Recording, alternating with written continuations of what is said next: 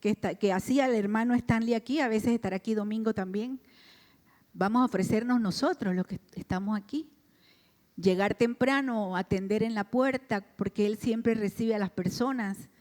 Estar allá abajo, atender, estar pendiente. La iglesia es de todos y somos todos nosotros. Y si tienen amigos, familiares en Capira, avísennos para que puedan contactarse y tener la dirección de dónde va a estar ubicada la obra. Estamos comenzando en la casa de jazz. Y en esta mañana, cantando acerca del amor, vamos a hablar del primer amor. Y es interesante porque cantamos acerca del amor y al estar estudiando para predicar hoy, este texto y este estudio me ha golpeado mucho. Usted sabe a veces cuando la palabra de Dios usted la estudia y le hace así como, y usted voltea la cara y le da otra y le da otra. Y uno piensa que uno está estudiando únicamente para compartir con la iglesia. Pero usualmente el Señor primero trata con el que comparte.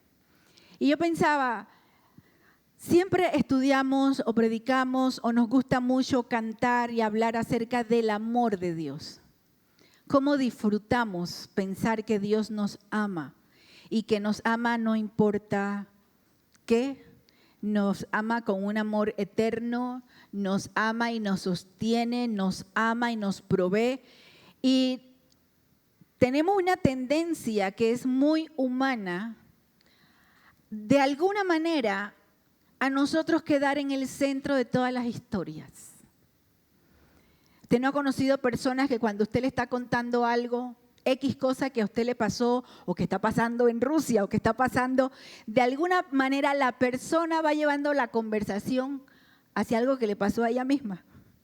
Siempre. Y quedan hablando de la persona y usted se queda como que ni si cuándo, como, no estamos hablando de eso. Pero es natural, los seres humanos somos así.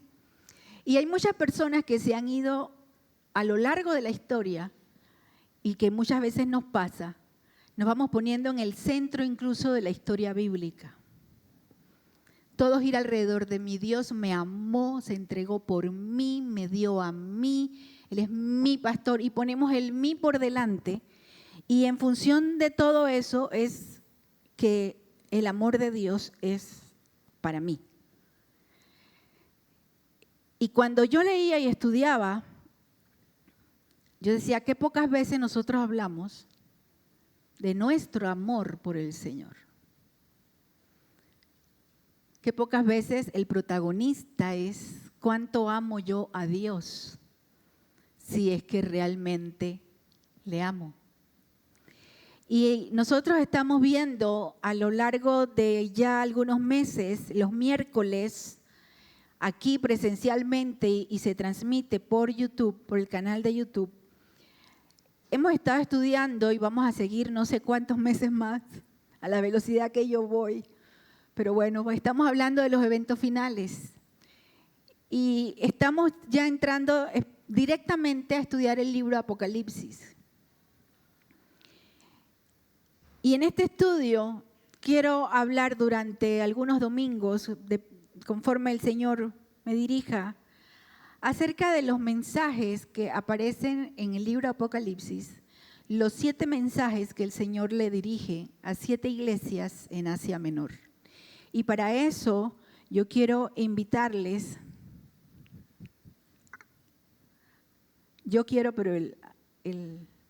sí. Okay. Todo lo que pase aquí es culpa de Mario. Y yo quiero que vayamos a que veamos en el libro Apocalipsis, nosotros vamos a encontrar que el Señor le dirige, básicamente le dicta 7 cartas al apóstol Juan en medio o al inicio de las visiones. Hay muchas personas que les da miedo leer o estudiar Apocalipsis porque dicen, eso es muy enredado, yo no entiendo, me da miedo porque salen bestias, monstruos, langostas gigantes, terremotos. Y pensamos en Apocalipsis y pensamos que Apocalipsis es sinónimo de catástrofe. La palabra Apocalipsis no significa catástrofe. Eso sale en las películas, como si fuera el significado. Sin embargo, el significado de la palabra Apocalipsis es revelación.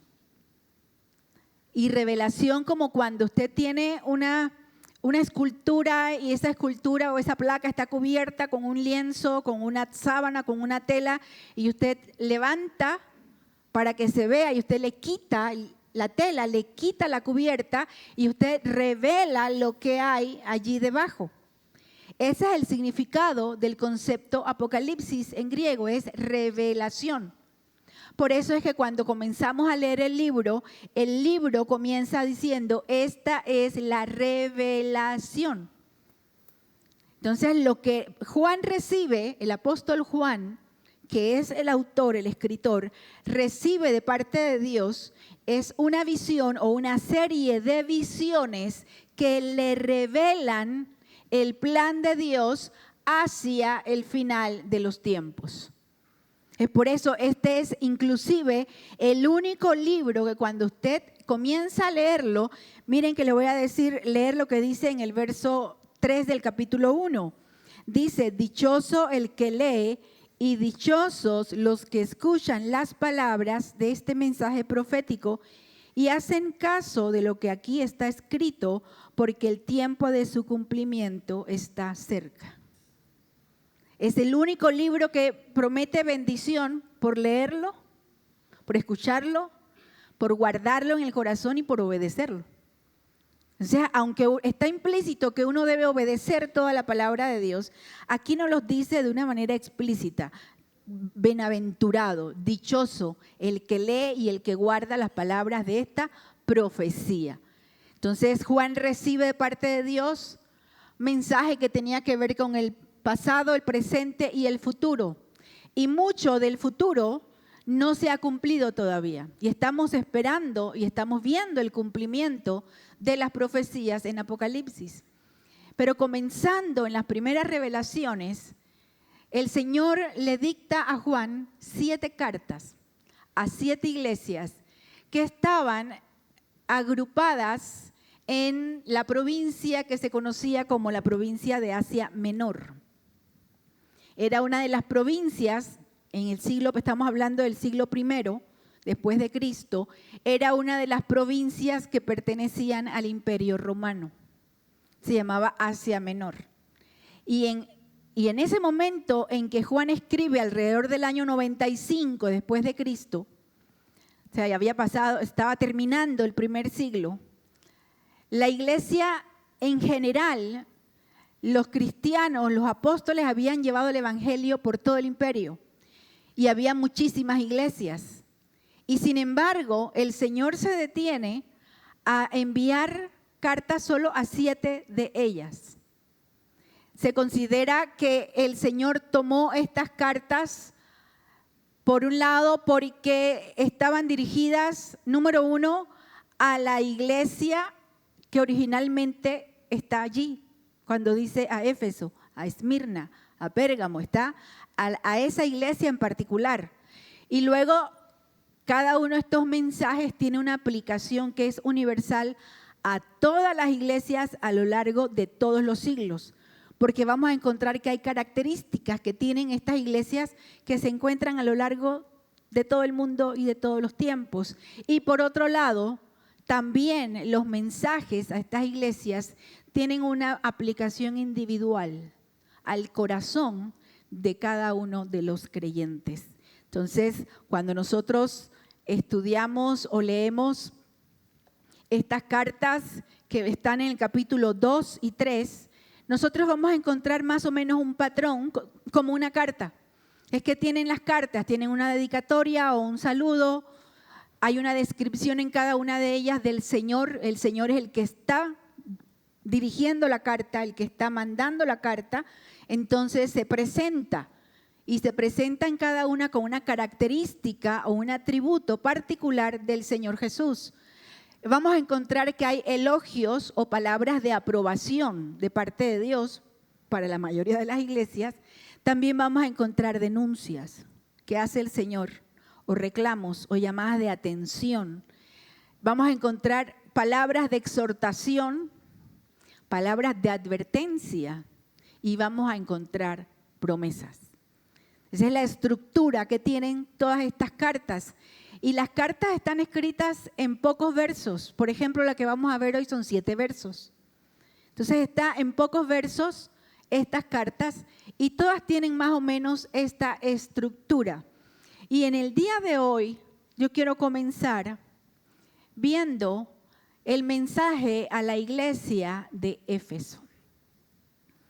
Éfeso era una ciudad, todas estas iglesias, las 7 que decía pertenecían a la provincia que se llamaba Asia Menor, hoy día están dentro del territorio de lo que nosotros conocemos como Turquía. Están todas allí y algunas de estos lugares ya no están como ciudad, permanecen muchas de ellas las ruinas y todas tienen una historia que conecta con las cartas, con la iglesia, con el contexto y con lo que nosotros podemos aprender. Y la primera carta a la que se dirige hoy el apóstol es a la iglesia de Éfeso. Y Éfeso era una ciudad netamente comercial. Era una ciudad que tenía un gran movimiento comercial, pero que además de tener un gran movimiento comercial, tenía serios problemas desde el punto de vista de lo religioso, porque era una ciudad en donde confluían muchos centros de adoración idólatra. Por un lado era el centro de la adoración a la diosa Diana, la Diana de los Efesios o Artemisa. Ustedes encuentran esa narración en el libro de los Hechos, capítulo creo que es 16 o 17, si alguien me dice que no estoy inventando. En el 19 está desde el 18, básicamente el 19 y luego el 20, cuando ya Pablo se va.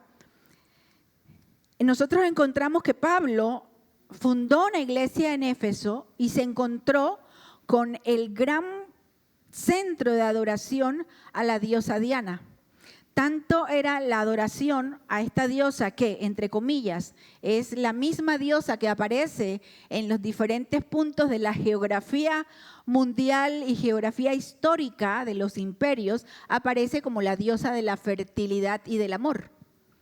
Y esta diosa tenía un gran culto, Artemisa tenía un gran culto en esa ciudad, a tal punto que se había construido un gran templo que cuando algunos recordarán de cuando estábamos en la escuela, dice Arnulfo, hace tiempo que salí de la escuela.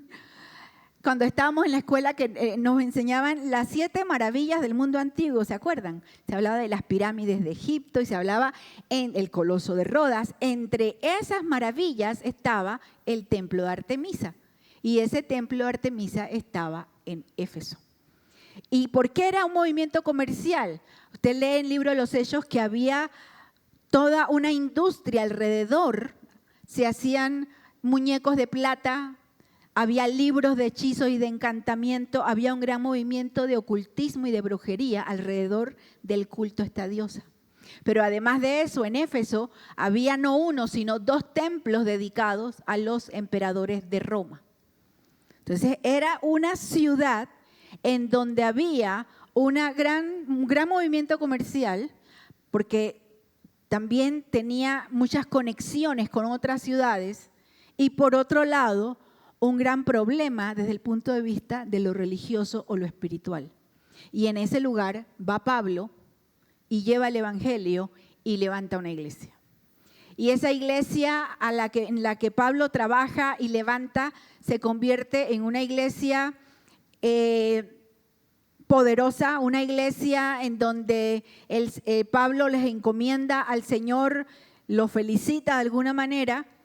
Y luego nosotros nos encontramos que 30 años después, el Señor Jesús le manda o le envía un mensaje a esta iglesia, y es el mensaje a la iglesia de Éfeso. ¿Y qué le dice en el texto bíblico?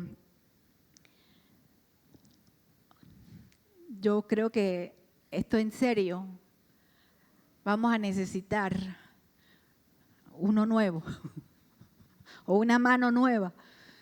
Dice el texto bíblico, escribe al ángel, aquí quiero hacer un paréntesis, en todas las cartas vamos a ver que dice escribe al ángel. No se refiere en este contexto, no se está hablando de un ángel como los seres celestiales, sino que en este contexto la palabra ángel significa mensajero. Esa es su definición. En este contexto, como en otros que encontramos en el Nuevo Testamento, como cuando Jesús en alguna ocasión se refirió a Juan el Bautista como el mensajero, en este contexto a las iglesias de Asia, del Apocalipsis, cuando el Señor le dice, escribe al ángel, no es a un ángel que esté cuidando la iglesia. Llamaba ángel al pastor de la iglesia, ¿sí? Escribe al ángel, en otras palabras, escribe al pastor de la iglesia. La idea era que el pastor reciba el mensaje y el pastor comparta el mensaje con la iglesia. Y le dice, esto dice el que tiene las 7 estrellas en su mano derecha y se pasea en medio de los 7 candelabros de oro. Si tiene su Biblia abierta en Apocalipsis, el capítulo 1, nosotros vamos a encontrar en el verso 20 del capítulo 1 la explicación de a qué se refiere cuando habla de 7 estrellas. El que tiene las 7 estrellas es Jesús, dice 7 estrellas en su mano derecha y se pasea por en medio de los 7 candelabros de oro. Esta es la explicación, dice el capítulo 1, verso 20, del misterio de las 7 estrellas que viste en mi mano derecha y de los 7 candelabros de oro. Las 7 estrellas son los ángeles, recuerden entre comillas pastores, son los ángeles de las 7 iglesias y los 7 candelabros son las 7 iglesias. Cuando dice candelabros se está refiriendo a la menora, la lámpara que se utilizaba, y usted la va a encontrar, son una lámpara de 7 brazos, es una figura muy conocida en la religión judía, que es una lámpara como con velas con 7, ¿sí? El candelabro, la menora. Estos candelabros era la única luz que existía dentro del templo, hablando del templo de Jerusalén. Entonces, cuando el Señor utiliza el simbolismo del candelabro para decir la iglesia es el candelabro, recordamos las palabras del Señor cuando le dice a los creyentes, ustedes son la luz del mundo. La iglesia está llamada a ser luz. No, de nada vale que tengamos las velas apagadas. Espiritualmente hablando, nosotros estamos llamados a ser luz. Tú estás llamado a ser luz en tu casa, en tu lugar de trabajo, con tu familia. La iglesia está llamada. Entonces, por eso el Señor le había aclarado antes a Juan a qué se refería con las 7 estrellas y los 7 candelabros. Le dice, conozco tus obras, tu duro trabajo y tu perseverancia. Sé que no puedes soportar a los malvados y que has puesto a prueba a los que dicen ser apóstoles, pero no lo son. Has descubierto que son falsos. Has perseverado y sufrido por mi nombre sin desanimarte. Sin embargo, aquí donde viene, ¿se acuerdan que decíamos hay palabras de elogio y también hay un reclamo? Le dice, sin embargo, tengo en tu contra que has abandonado tu primer amor. Recuerda de dónde has caído, arrepiéntete y vuelve a practicar las obras que hacías al principio. Si no te arrepientes, ahí viene la advertencia, iré y quitaré de su lugar tu candelabro. Pero tienes a tu favor que aborreces las prácticas de los nicolaítas, las cuales yo también aborrezco. El que tenga oídos, a la palabra final, el que tenga oídos, que oiga lo que el Espíritu dice a las iglesias. Al que salga vencedor, le daré derecho a comer del árbol de la vida que está en el paraíso de Dios. Primera carta, 7 versos. Le dice a esta iglesia, fíjense, una de de los conceptos más interesantes desde el punto de vista de la lectura o de la reflexión, es que el Señor les dice, yo conozco tus obras. Cuando el Señor dice, yo conozco, vas a tener que moverme directamente allá a medida que yo voy hablando. Cuando el Señor le dice a esta iglesia, yo conozco, nosotros debemos aprender a identificar la diferencia entre conocer algo superficialmente y conocer algo de manera profunda.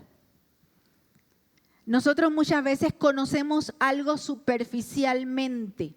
Siempre recuerdo, y siempre que lo recuerdo me causa gracia, en el tiempo de la pandemia, cuando surgieron los todólogos de Twitter. Había gente que sabía todo, todos los remedios caseros, todo lo que debías tomar, todo lo que no podías hacer, todo lo que no, eran todólogos. Y toma esto, y toma esto, y toma esto, y toma esto. Y se ha quedado la costumbre, hay gente que sabe de todo. Pero la mayoría de las veces, a menos que uno sea un profesional, usualmente son conocimientos superficiales, a veces que uno repite de otro que dijo. Y si te lo pregunta a la gente, ¿dónde escuchaste eso? ¿Dónde lo estudiaste? ¿Quién te lo enseñó? Twitter. El problema de las redes sociales. Sin embargo, cuando el Señor habla a esta iglesia y le dice, yo conozco, está hablando de un conocimiento profundo. El Señor conoce de nosotros todo lo que hay que conocer. El Señor conoce nuestros pensamientos, nuestras intenciones, el por qué hacemos las cosas, qué nos mueve. El Señor conoce nuestros desalientos, nuestros anhelos, nuestras alegrías, nuestros temores. El Señor nos conoce mejor de lo que nosotros nos conocemos a nosotros mismos. ¿Cuántas veces, no importa la edad que usted tenga, de repente se sorprende de algo que usted piensa o hace o anhela o quisiera hacer? Porque a veces nos sorprendemos. El Señor no se sorprende porque Él nos conoce. Y Él le dice a esta iglesia, conozco, fíjense lo que dice, comienza diciéndole, yo sé lo que tú haces bien. Y era una iglesia que hacía muchas cosas bien. Dice, era una iglesia que trabajaba duro y era perseverante. Fíjense que cuando se habla aquí en el contexto de trabajo duro, no se está hablando, bueno, es que les tocaba cargar ladrillos y cómo eran bien pesados los ladrillos. No está hablando de la dureza o de la fuerza física que tenían que usar para trabajar, sino que servían a Dios en medio de un ambiente hostil. Recuerden, era una ciudad donde estaba entronizado todo un culto a demonios, donde tenían que enfrentarse a las fuerzas espirituales y que usualmente en una ciudad en donde lo oficial, lo institucional es este tipo de vida religiosa, cuando surge la minoría cristiana, es una minoría que es atacada. Nosotros todavía en Panamá no sabemos lo que es trabajar duro para el Señor. No sabemos lo que es servir a Dios en medio de un ambiente hostil. Hace un par de semanas nos sorprendió con tristeza la noticia que en Ghana, siempre se me olvida si fue en Ghana o en otro lado, en Ghana miembros de ISIS decapitaron a 70 creyentes en Ghana. En el Congo, gracias Francis. No estamos hablando de que hace 500 años pasó. Estamos hablando de la semana pasada. Estamos hablando de un momento en la historia reciente en los que hermanos nuestros en todo el mundo, en muchos lugares del mundo, están trabajando para el Señor con un arduo trabajo, con un trabajo difícil en medio de un ambiente hostil. Nosotros no.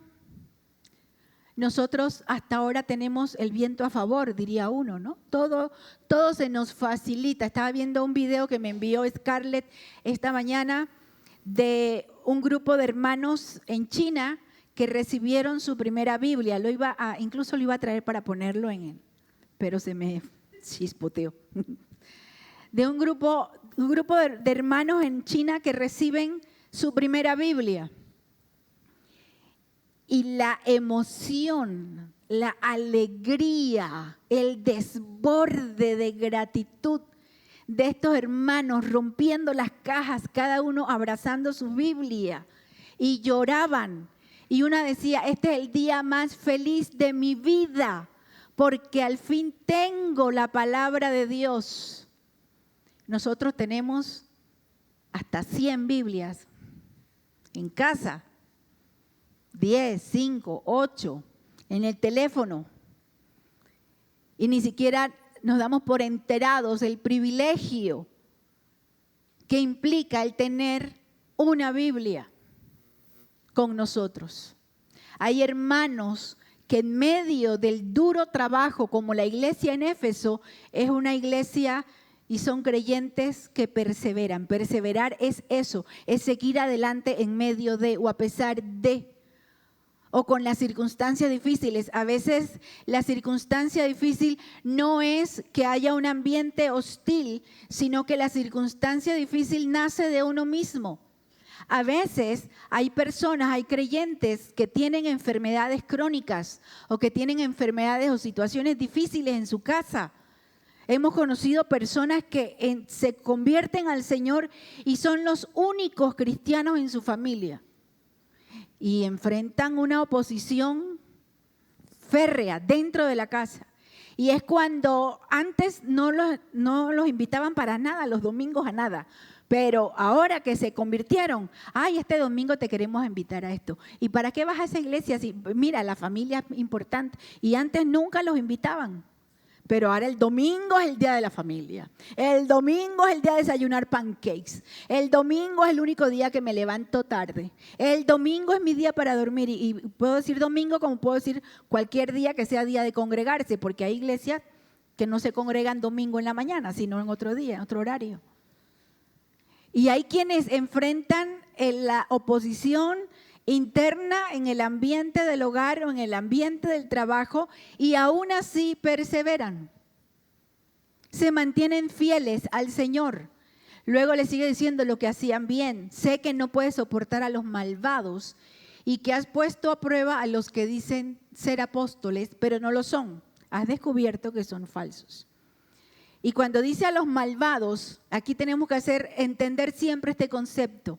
El Señor no está diciendo que nosotros debemos rechazar y llamar malvados a aquellos que no son cristianos, aquellos que no conocen a Cristo o que están en el mundo.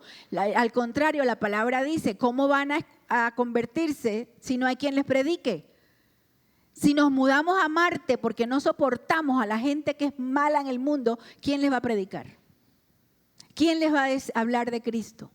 Una cosa es participar con ellos en las obras de las tinieblas, que dice la palabra de Dios, y otra cosa es sentir que ellos son rechazados por Dios y nosotros no debemos mezclarnos.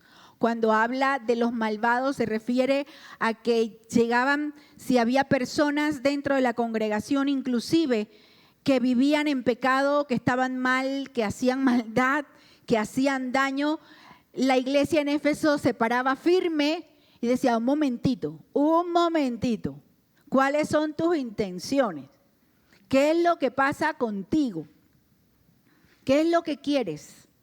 La iglesia enfrentaba a aquellos que no hacían el bien en la iglesia. Y dice que ponían a prueba a aquellos que se decían apóstoles, pero no eran apóstoles. ¿A qué se refiere? A que en ese tiempo uno de los grandes problemas que enfrentó la iglesia es que llegaban y se viajaban y unos falsificaban cartas y decían, me manda Pablo, o yo soy el nuevo apóstol que Pablo dejó encargado, pero llegaban con falsas credenciales o con malas intenciones, adjudicándose títulos que no tenían, sobre todo con la idea de tener algún tipo de ganancia económica. Entonces llegaban a la iglesia y pensaban que era suficiente con decir, yo soy un apóstol, yo soy un profeta, dadme vuestros bienes, par 10 he dicho. No, la iglesia en Éfeso cuestionaba, miraba, los ponía a prueba, a ver qué tanto conoce de la palabra, de dónde vienes, quién te encomendó, y ellos descubrían cuando no eran verdaderos. O sea, que tenían esta pasión y este celo por que se mantuviera la doctrina de la palabra de Dios, se mantuviera pura. Era una iglesia dinámica, que trabajaba, que hacía obras, que cuidaba la doctrina. Y dice, aborrece las prácticas de los nicolaitas. Los nicolaitas tienen un origen que todavía se discute a qué se refiere cuando se habla en Apocalipsis a los nicolaitas, pero la mayoría ha llegado al consenso, la mayoría de los estudiosos, comentaristas, de que se refería a una corriente de un tal Nicolás que fue haciendo esta división en la iglesia, como que los pastores o los líderes estaban por encima de la congregación y entonces se merecían todo más que la congregación y merecían el respeto, la obediencia, la pleitesía de la congregación. Hermanos, los pastores somos servidores de Cristo. Los pastores servimos a la iglesia. Los pastores no estamos llamados a servirnos de la iglesia, ni a buscar que la iglesia nos rinda honores. Y muchas veces ustedes me escuchan que yo bromeo y digo, ¿quién me regala una cartera? ¿Quién me regala tal cosa? Ahí viene mi cumpleaños. Eso es en tono de broma. Pero nunca piense que los pastores estamos aquí para decirle a ustedes por la fuerza, quiérannos, obedézcannos, le va a pasar esto, denos dinero, denos esto, honrennos. No.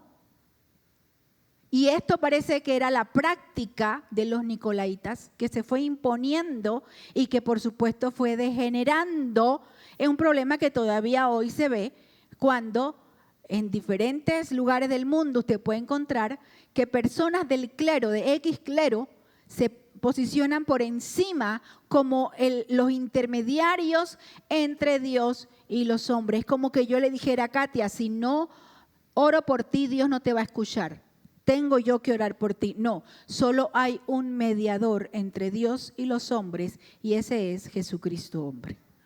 Nada más. Entonces, esta iglesia hacía cosas bien. Era dinámica, se movía, trabajaba. Una de las grandes bendiciones en una iglesia y para un pastor es ver cuando la iglesia trabaja, es dinámica.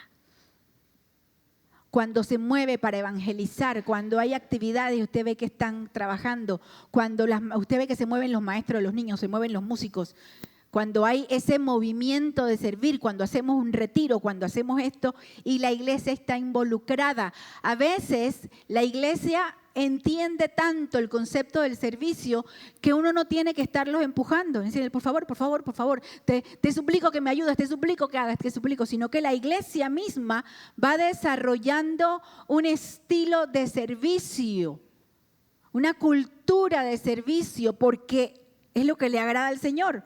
La iglesia está, dice la palabra de Dios en Romanos, en Efesios, en Corintios, que Dios edifica su iglesia y que Él reparte a la iglesia dones, talentos, ministerios, para que en conjunto la iglesia crezca y sea edificada. Entonces, esto era la iglesia en Éfeso, era una iglesia comprometida, una iglesia que trabajaba. Y sin embargo, el Señor les muestra un problema.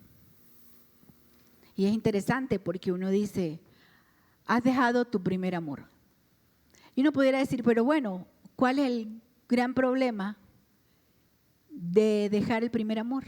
Si todo esto que hacía bien la iglesia, Sin embargo, cuando nosotros vemos el problema de dejar el primer amor, podemos pensar a qué se refiere el Señor cuando habla del primer amor. Por un lado, le dice, miren que algunas versiones o algunas hablan de has perdido tu primer amor. Y a veces el concepto de perder algo, a mí se me puede perder algo sin que yo me dé cuenta. Y sobre todo los que somos despistados, somos despistados. Yo el otro día estaba viendo unas fotos, no me acuerdo por qué me salieron unas fotos estas que te salen de recuerdo, y estaba viendo, yo hago cosas con las manos siempre, pero unos costureros que yo tenía bien bonitos. Y estaba viendo los que todavía tengo, y de repente vi uno que ya tiene mucho tiempo, y yo digo, y yo no me acordaba de este costurero, ¿y dónde quedó? Bueno, yo tengo una semana buscando el costurero y no lo he encontrado. A mí se me perdió sin que yo me diera cuenta. No sé ni siquiera registro aquí si fue que se dañó, si fue que lo boté, si fue que lo regalé. No tengo idea. Pero ya no se me quita de la cabeza. Y ahora ya me veo desmantelando la casa entera, porque así hacemos, hasta encontrar o saber el misterio del costurero. Título de mi próxima novela. El misterio del costurero. Uno puede perder algo sin darse cuenta. Puedes perder algo porque tienes tantas cosas que de repente no sabes, no te acuerdas dónde lo pusiste. Sin embargo, el concepto que el Señor utiliza, la palabra que Él utiliza o el verbo o la intención no tiene que ver con cuando alguien pierde algo sin querer o sin darse cuenta o por descuido, sino que la palabra o el verbo que utiliza cuando dice has abandonado, has dejado, lo que está diciendo el texto es que se ha hecho con intención o con conocimiento de causa. Y es allí donde comienzan los golpes en la cara. Porque una cosa es, uno pudiera pensar, bueno, ¿qué pasaba con esta iglesia? Si era tan dinámica, si era tan celosa con la doctrina, ¿cómo es que de manera consciente fue dejando atrás el primer amor? Porque hay algo en nuestras vidas que se llama, por un lado, la rutina, la motivación, el cómo y el por qué y para qué hacemos las cosas. Y nosotros podemos hacer las cosas como, por ejemplo, a menos que alguien tenga un problema de personalidad medio psicopática, no va a decir que disfruta yendo a la guerra y que va a la guerra con amor y que lo mueve el amor. Usualmente el que va a la guerra es porque está enrolado en el ejército y le toca, es su obligación. Entonces va obligado, le toca, tiene que. No es que voluntariamente ama, por eso le digo, a menos que haya una distorsión ahí, ama ir a la guerra. Aquí lo está diciendo, es que alguien, una iglesia que tiene todas estas cosas buenas, ha abandonado aquello que inició en su relación con el Señor. ¿Cómo inicia tu relación y mi relación con el Señor? Inicia porque el Espíritu Santo viene a ti. Tú sabes que tú estás aquí, aunque tú pienses que viniste porque, bueno, me invitaron, me trajeron, etcétera, etcétera. Tú sabes que realmente quien se mueve en tu corazón y en tus circunstancias para que tú te acerques es el Espíritu Santo, que comienza a tocar en tu puerta, en tu corazón, para decirte, necesitas de Dios, necesitas de Dios. Es Dios el que se acerca a nosotros y el verdadero amor nace de Dios. Nuestro amor, humanamente hablando, es un amor que es muy inconstante y es un amor que puede llegar a ser poco creativo y que se va transformando con el tiempo en muchas cosas. Uno siempre hace la comparación cuando uno se enamora. ¿Quién recuerda su primer amor? Y me dice cuántos años tenía cuando se enamoró por primera vez? Dice Yasmelda, Jairo, di que yo.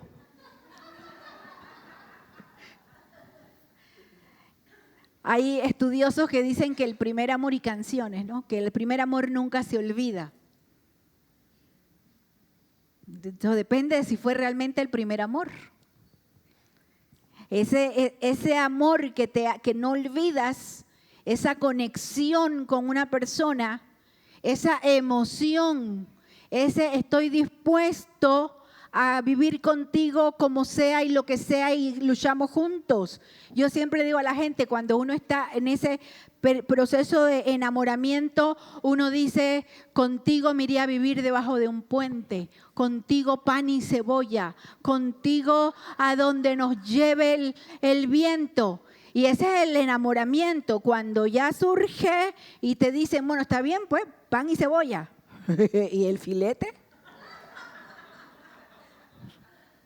¿Y dónde está lo que me hacía falta? Y yo, no, a mí nada debajo de que este cuarto. No. A mí yo quiero mi casa y grande y propia y con jardín y con piscina y con.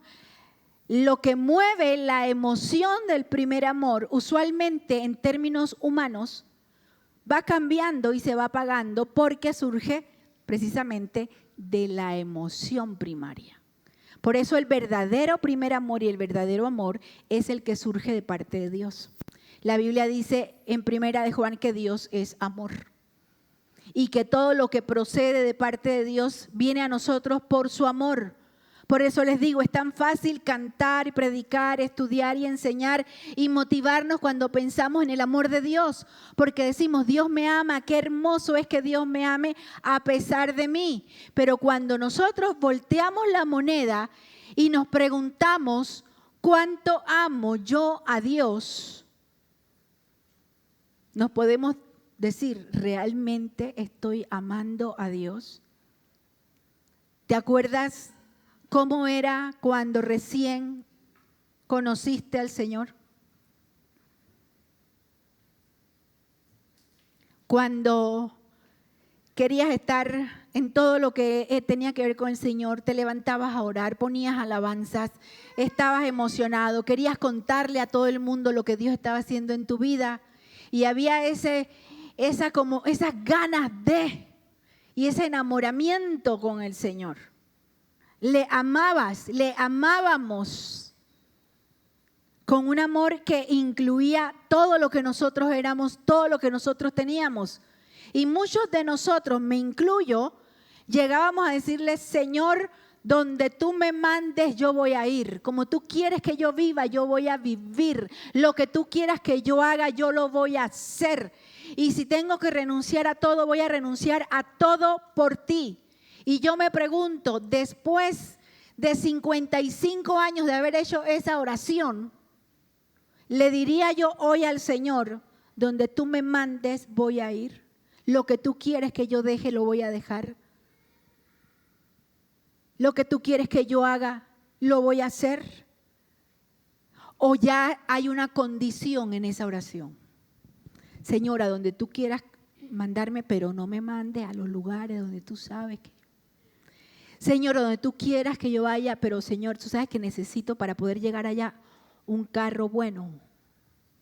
Señora, donde quiera que tú vayas, pero acuérdate que yo tengo que dormir hasta las 10 de la mañana, así es que después de las 10, Señora, donde tú quieras que yo vaya, pero lo que tú quieras que yo haga, yo lo voy a hacer, pero acuérdate que primero en mi cabeza está mi esposo, mi mamá, mis hijos, mi familia, mi carrera, mis estudios, mi negocio, mi país, mi. Entonces, Dios, cuando tengas en cuenta todo eso, donde tú quieras. Ese es nuestro amor. ¿Usted sabe por qué a veces nosotros no terminamos de ver cumplidos nuestros sueños, nuestros anhelos o el desarrollo real de nuestras vidas?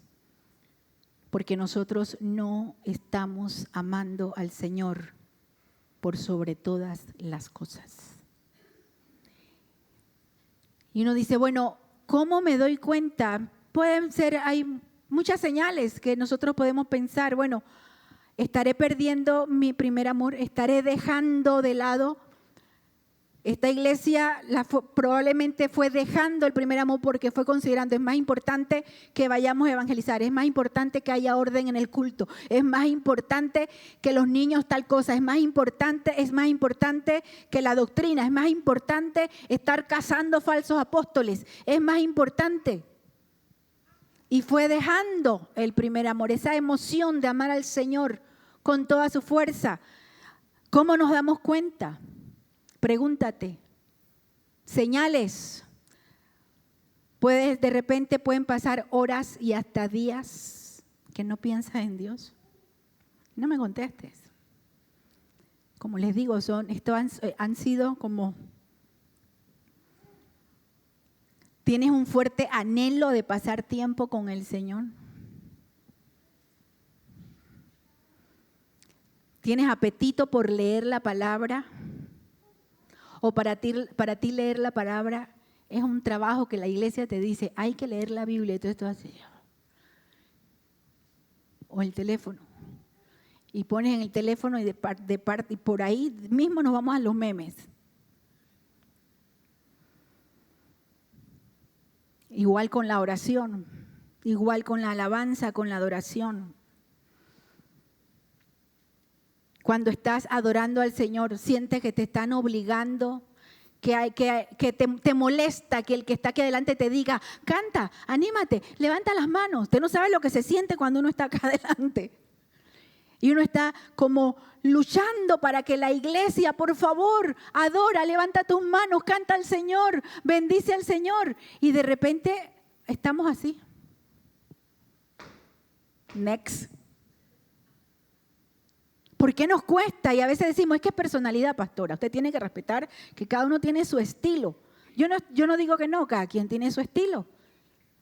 Hay personas que de repente, si nosotros dejamos a Liceica suelta, ella baila por todo esto. Y hay que estarle diciendo, take it easy, Liceica. Y de repente hay personas que les cuesta mucho, que por su propia timidez les cuesta abrirse. Pero una cosa, recuerden algo, nosotros decimos, es que Dios me ama como soy. Sí, el Señor te ama como eres, pero el Señor quiere transformarte, quitarte aquellas cosas que no te hacen bien. No podemos pasarnos toda la vida diciendo, es que yo soy así, es que es mi personalidad, es que yo no canto porque tal cosa, yo no levanto, yo no adoro, yo no esto, porque yo soy así. Porque siempre que está el yo primero, está Dios después. Ay, pastora Erika. Tu oración y tu adoración en privado es casi inexistente. Te preocupa más tu salud física, tu bienestar, tus bienes, tus paseos, tus problemas familiares. Todo eso es más importante que la condición de tu corazón y de tu relación con el Señor. No tienes apetito por el Señor y por las cosas espirituales. Ser cristiano se ha convertido en una lista más, soy cristiano. Tenemos excusas miles para no vivir para Cristo y no ser testimonio. No me cuesta nada, otra de las manifestaciones, no me cuesta nada juzgar a los demás y señalar lo que otros hacen mal, pero no me siento a mirarme a mí, lo que a mí me hace falta y lo que yo no hago bien. Hay que estarte correteando para que sirvas al Señor.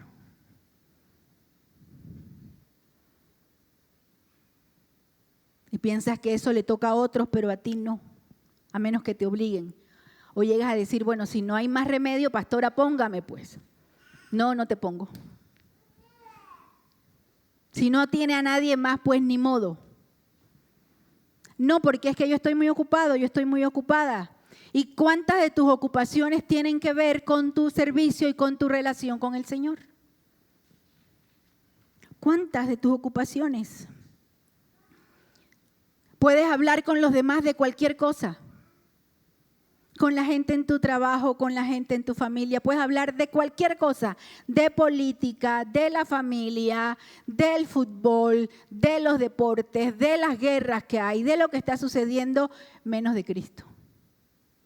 El Señor no es un tema de conversación en tus conversaciones. Disfrutas más de las canciones y las películas y las series. Sabes todo lo que hay en Netflix, en Prime, en Max, HBO, Disney Plus, Star, Movistar,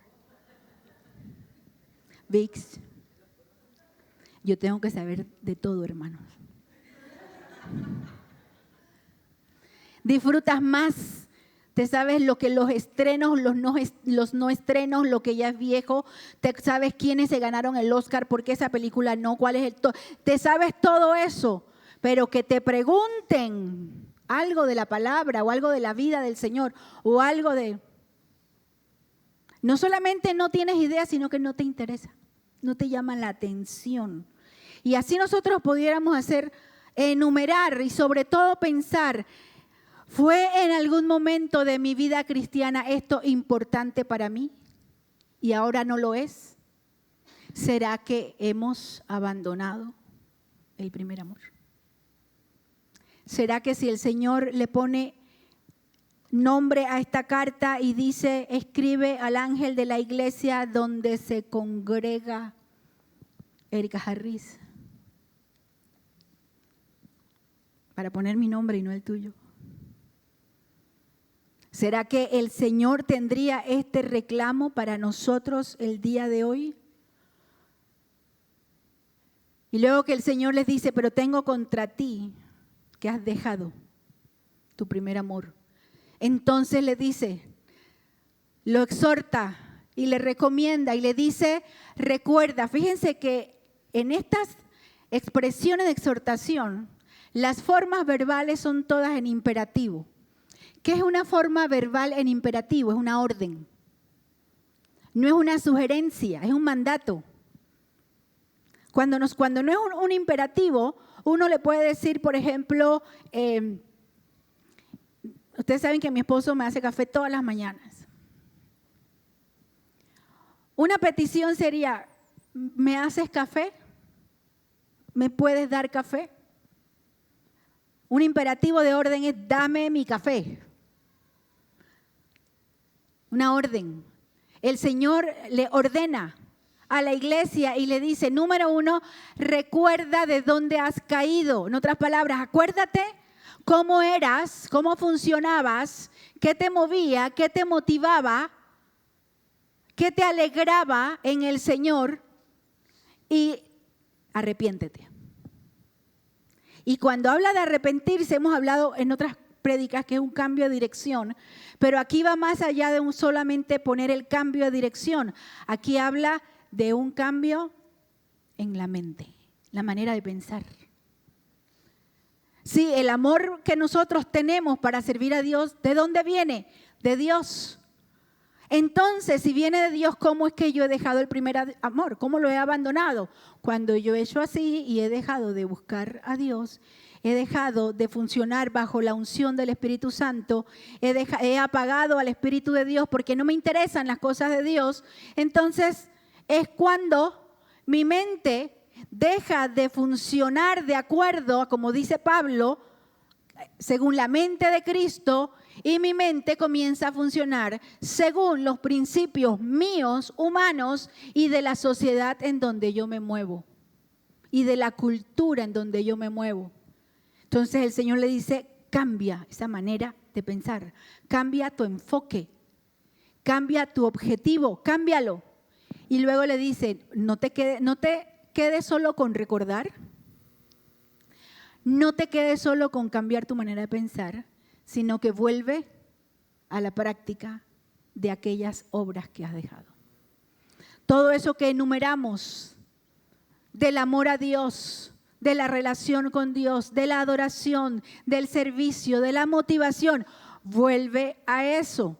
Y usted sabe una cosa, cuando Dios nos ha llamado a servirle, primero que nos ha llamado a todos, Y en segundo lugar, además de que nos ha llamado a todos y a todos nos da una encomienda,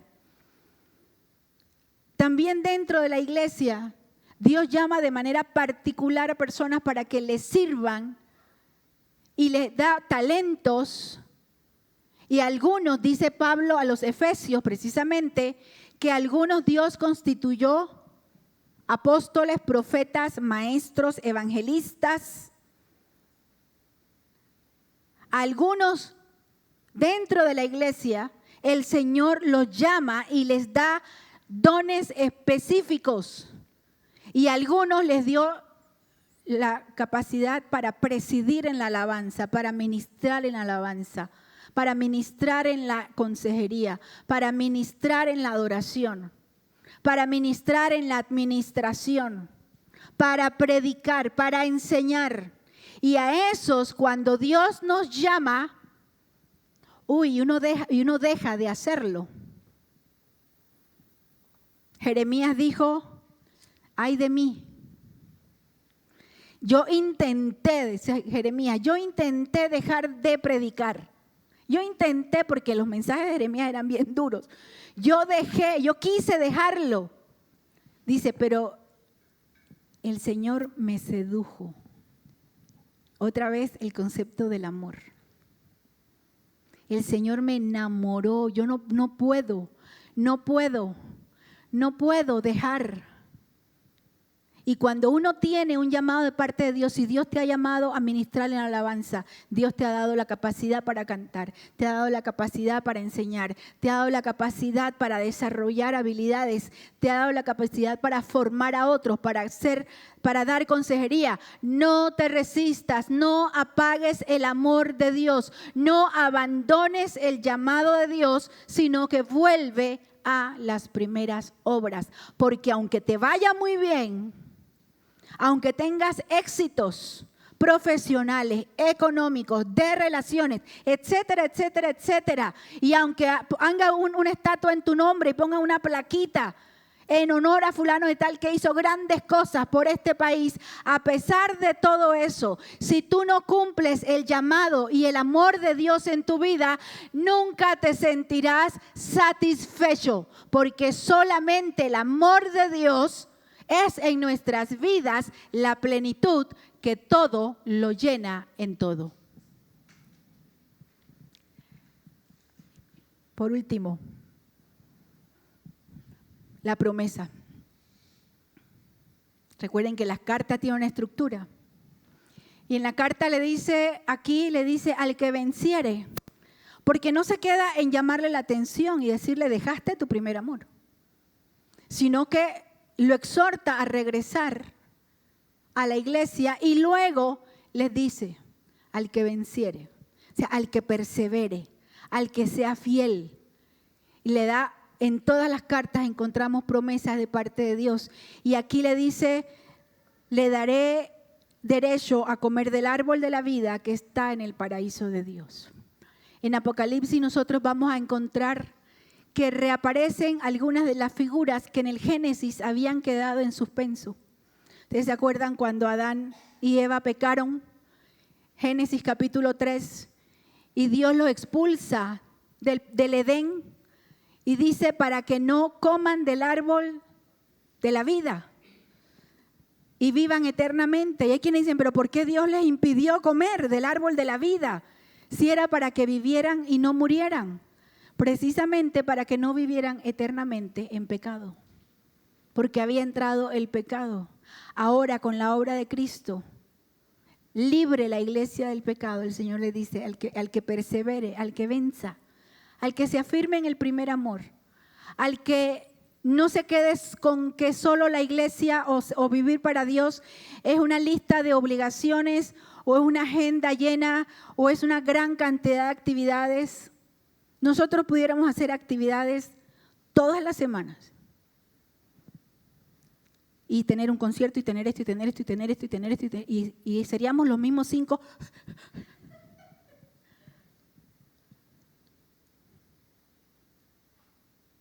Pero no se refiere a eso.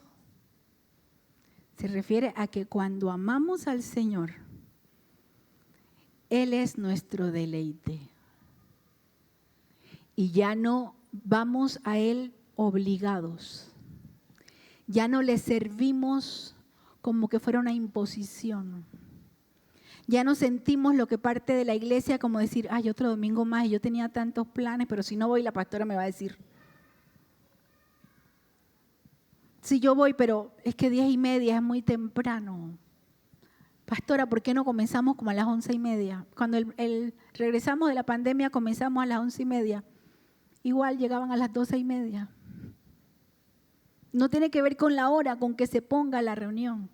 Tiene que ver con lo que hay en el corazón. Y cuando el Señor ocupa el lugar de nuestro amor, de nuestro primer amor, todo lo demás encontrará sentido en nuestra vida. Primer amor. ¿Cómo andas en tu amor al Señor? ¿Cómo ando en mi amor al Señor? Está el Señor en segundo, tercero, cuarto, quinto lugar. Busco al Señor para ver cómo me conviene, qué me va a dar el Señor. O a ver qué consigo. O realmente he entendido que mi relación con el Señor está fundamentada en el amor. El amor que viene de Él y mi amor que responde al amor del Señor. Cierra tus ojos, vamos a orar.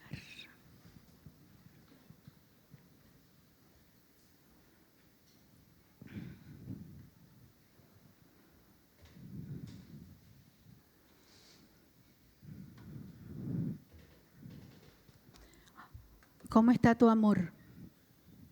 ¿Cómo está tu primer amor? ¿Lo has dejado en alguna parte del camino? Incluso escuchas esta predicación como quien escucha llover muy lejano, como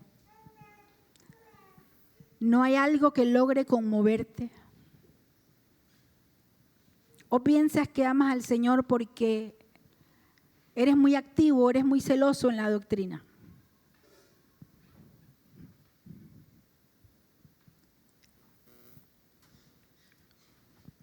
Este mensaje ha sido primero para mí, para recordarme que no tiene que ver con un título, tiene que ver con una relación. No somos profesionales del ministerio, somos siervos de Dios. ¿Eso conmigo y contigo? ¿Tienes una relación con el Señor? Contigo que me ves o verás este mensaje. ¿Tienes una relación personal con el Señor que tú puedas decir, sí, yo conozco a Cristo y Él es mi Señor y mi Salvador? Esta primera oración es para preguntarte, ¿tienes una relación personal con el Señor? ¿Quieres entregarle tu vida a Cristo? Él te llama con cuerdas de amor porque te ama. Y murió por ti en la cruz del Calvario. Si no tienes una relación personal con Cristo, o si la tenías pero la abandonaste porque abandonaste tu primer amor y la dejaste atrás, y hoy dices, no, yo tengo que recordar, tengo que arrepentirme y tengo que volver.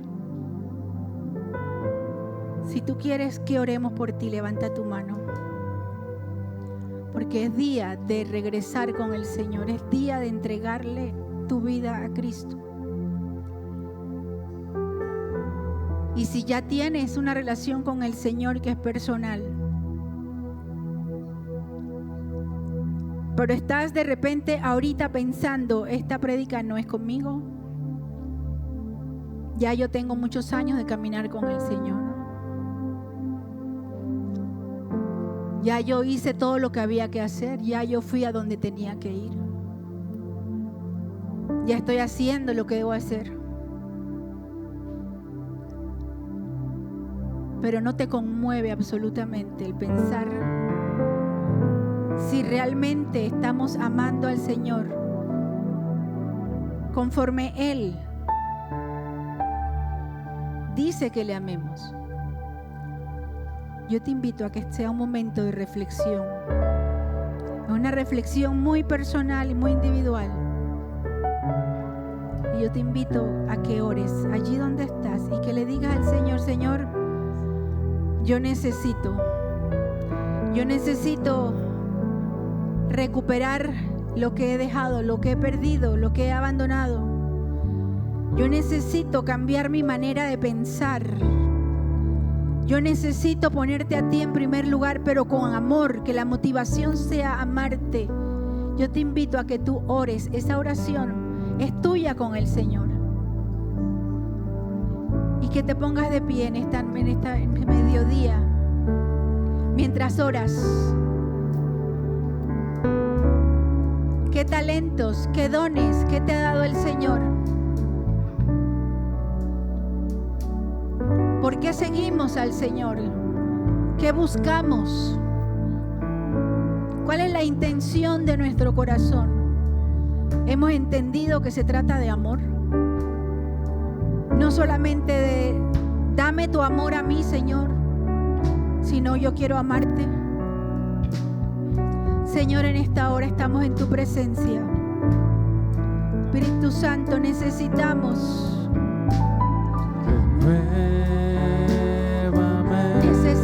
Señor, que tú transformes, Dios. Ya no quiero ser, que tú cambies, Dios, nuestra manera de pensar.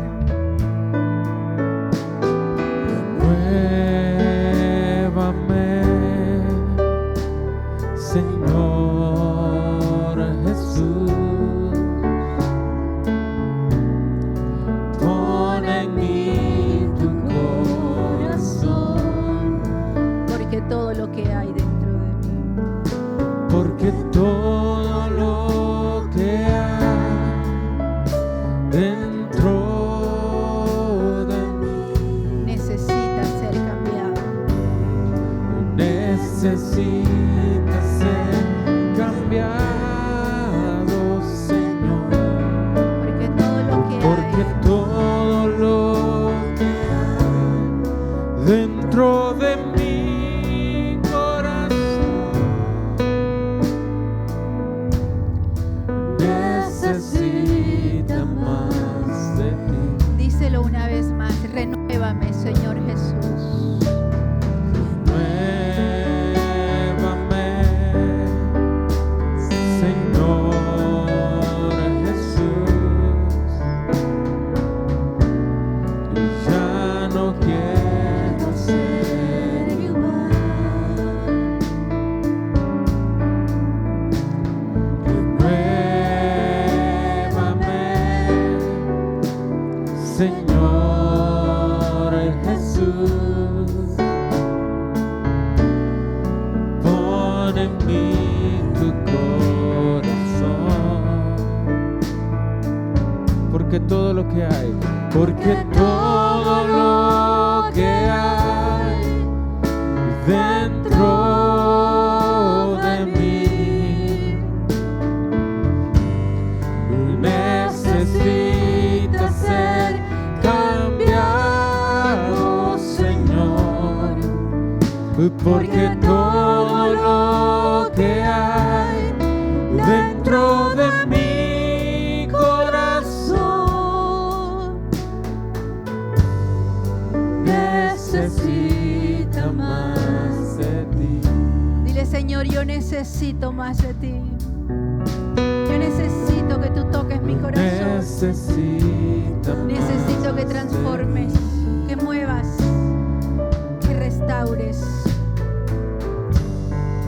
Necesita más de ti.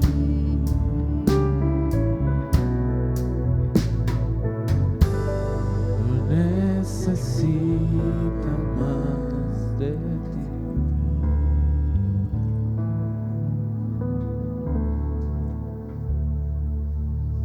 Reflexionemos en la palabra durante toda esta semana. Digamos: Señor, que mi amor sea un amor a toda prueba. Vamos a levantar nuestras ofrendas para el Señor.